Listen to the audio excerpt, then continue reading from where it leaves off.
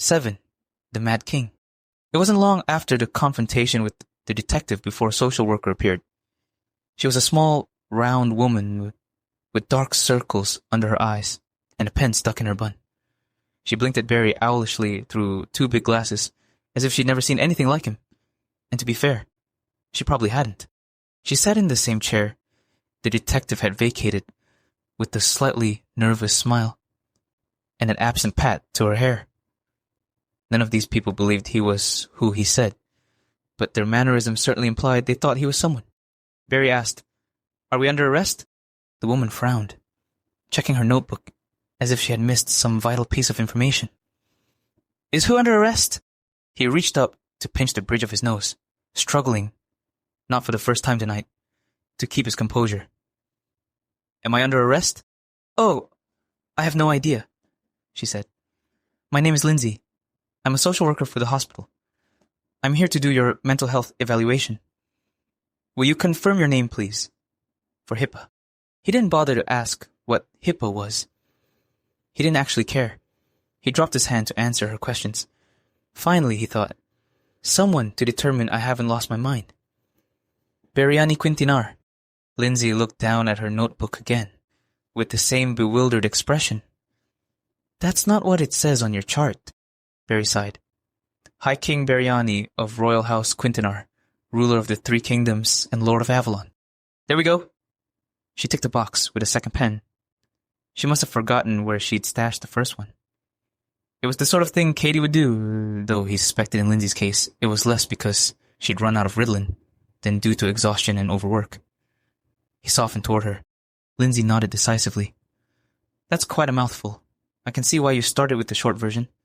Admissions said you don't have your ID?" BERI shook his head. "I left it in Avalon.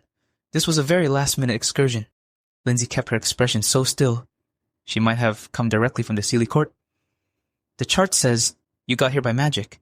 Under normal circumstances, I would write that under my delusions column. But in your case, I'm going to believe it." She smiled just a little, then held up her clipboard to let him glance at it. "Just kidding. I don't have columns." He didn't smile, but her manner was kind, and he felt more at ease than he had since the attack. His stomach roiled when he remembered it. Poor Katie. Those vindictive monsters still had her, and he was too busy trying to make a social worker in Denver believe his name was his name to come after her. Something cruel in his mind whispered, "She's already dead, fool." But he shoved the thought aside again. There were a great many pretty brunettes in the worlds. There was only one Katie. "Tough crowd," Lindsay muttered. "Okay, so, what brings you in today, Beriani? May I call you that?" There was literally no one who called him that. He let it stand for the sake of brevity. "My friend and I were assaulted in an alley behind a punk club." He held up his bandaged hand. "I was injured in the fight." "Tss." "Oh," Lindsay said. "Tell me more about that." At this point, he would have lied about it if he could. Armed men shoved her into a car, but the royal mantle he'd inherited during his coronation ceremony precluded it. It made magic both more powerful and more unpredictable. Lies could do any number of odd things in the mouth of a fae with this much power, including harming or dispelling the mantle completely. So he told her the truth, just as he'd repeated it to the police, as precisely as he could remember it. Lindsay, at least, didn't look disgusted or disbelieving. "Has anything like this ever happened to you before?" she asked. The question was almost amusing. No, of course not. Her other questions were fairly innocuous. "How many times a week are you unable to stop worrying? Have you had any trauma? What type? Do you feel like you're gifted? Or maybe special in some way?" I guess that would be a yes, wouldn't it? Since you're the High King of Faerie. "Have you ever had an experience with psychic powers or telepathy? How upsetting did you find that? Here's a silly one. Ha ha ha. Do people ever follow you? Paparazzi, really?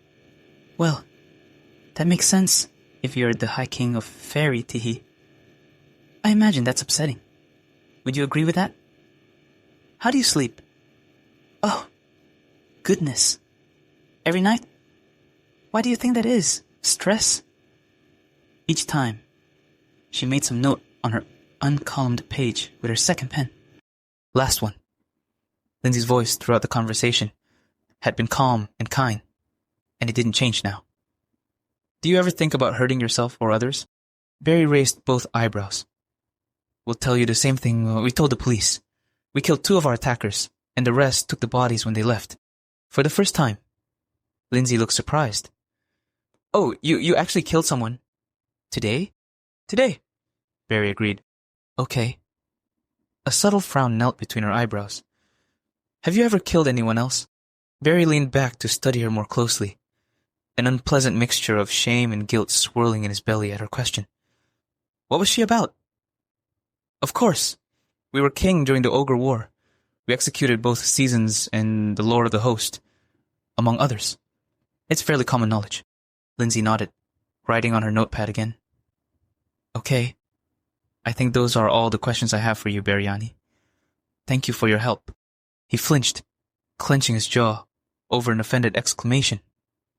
She didn't mean anything by that, he reminded himself. She's an American, speaking English. In America. She can have no idea how rude thank you is in Faerie. Lindsay was lucky she'd said it to him instead of the theoretical other she magus he'd been imagining the whole evening. BERI was fully capable of turning her into a bird and forcing her skyward with a hard wind until she died of exhaustion and fright. But he wouldn't. His governesses had taught him manners. The caseworker left soon afterward, and he found himself alone again, this time for hours. He texted everyone in his contact list about his whereabouts, expecting no answer at this time of night, and receiving exactly that. Then, hoping he might get some signal from Katie, he scrolled his social media until the phone died and she still hadn't reached out. There was nothing left to do. He leaned back against the hard hospital bed to stare up at the ceiling lights until green circles flared against his retinas. His hand hurt terribly, but he had not been offered painkillers since he first arrived at the ER. It was probably for the best. He might have taken them just to assuage the boredom. In all, he counted off 3 hours and 16 minutes while he waited. And the stroke of midnight, as Saturday night became Sunday morning. His doctor, a young man with a sandy mustache, came in without announcing himself, followed by a police officer and an orderly in pale blue scrubs. BERI sat up, interested. Perhaps they would finally let him leave. He couldn't go home, of course. Detective Jordan had made that clear enough. But at least he could find a hotel room and shower away the sticky sweat coating his skin. I'm sorry about that wait.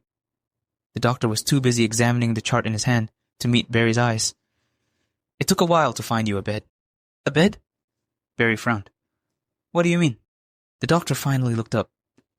We're placing you on a 72-hour psych hold at the recommendation of the hospital social worker. She's concerned you might be a danger to yourself or others.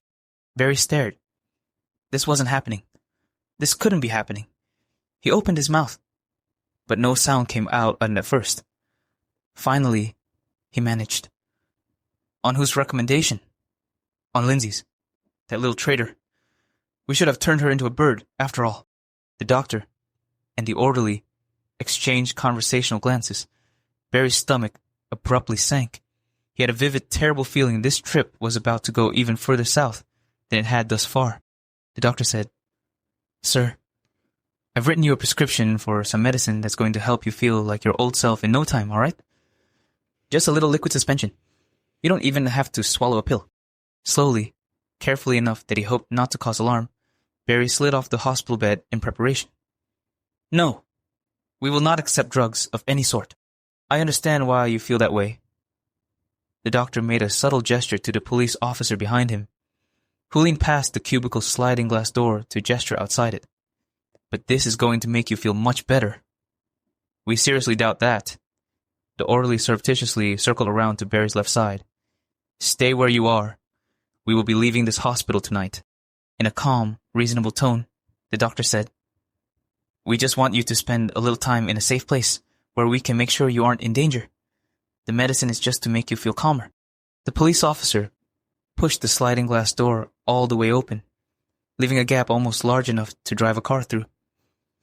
4 burly men in blue scrubs and a woman with cartoons printed on her top stalked into the room, postures tense for a fight.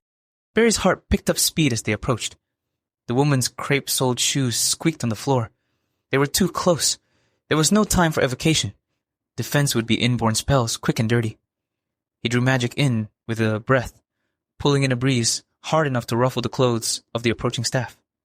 He formed it instantly into a force strong enough to change the direction of the air particles. He blew out. The sound of wind rushed through the room as the temperature dropped 10 degrees in an instant. He shoved his hand palm up toward the ceiling. The closest orderly flew off his feet, held aloft by the shifting air currents.